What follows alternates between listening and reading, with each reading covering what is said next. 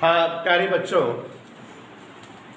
आवेशित अचालक गोले के कारण उत्पन्न वैद्युत क्षेत्र की तीव्रता।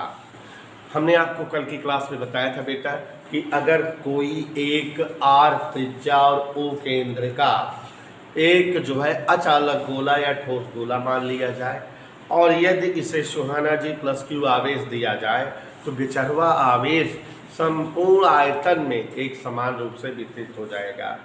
और अब इस आवेशित हो चुके ठोस गोले के कारण अचालक गोले के बाहर, अचालक गोले के तल पर, अचालक गोले के भीतर वैद्युत क्षेत्र प्राप्त होगा।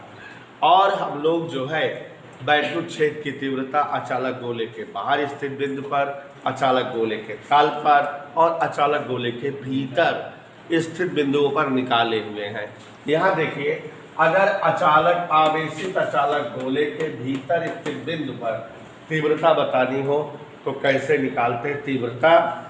तो अब यहाँ पर देखो जरा, हमने आपको बताया है कैसे करते हैं कि ये आपके सामने क्या है, एक ओ केंद्र और रोहन सोनी आर त्रिज्या का एक खोखला गोला, और जब इसे प्लस क्यू आवेश दिए हैं तो ये आवेश इसके संपूर्ण आयतन में एक समान रूप से वितरित हो गया।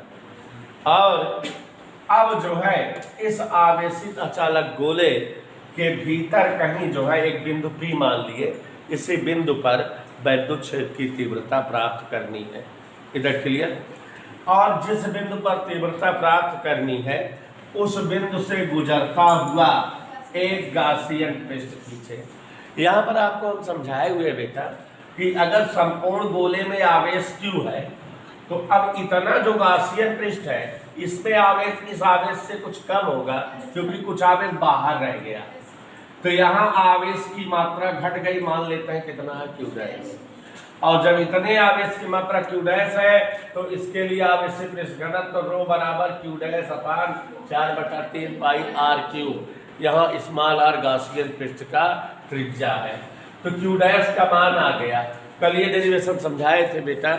उसके बाद ध्यान दीजिए, गास प्रमेय का प्रयोग करते हैं और कुल कितनी लाइनें बताए हैं, एकदम रट्टा मार डालिए। 8 लाइनें हम शायद 8 बार बता चुके हैं। पहली लाइन होती है वैद्युत फ्लक्स फाई ई बराबर, गास प्रमेय कहती है कि 1/ε0 इंटू क्यू। तो यहाँ आवेश Q डैश है गासियन पृष्ठ का, तो यह हो गया फाई बराबर 1/ε0 इंटू क्यू डैश।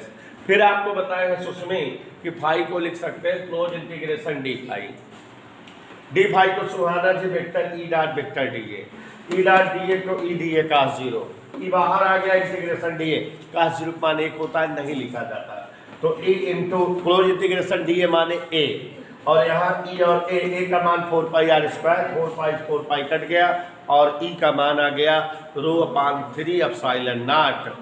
आप देख रहे हो r³/r² में कट करके ये स्मॉल r बचा है। तो ये किसी आवेशित अचालक गोले के भीतर स्थित बिंदु पर वैद्युत क्षेत्र की तीव्रता का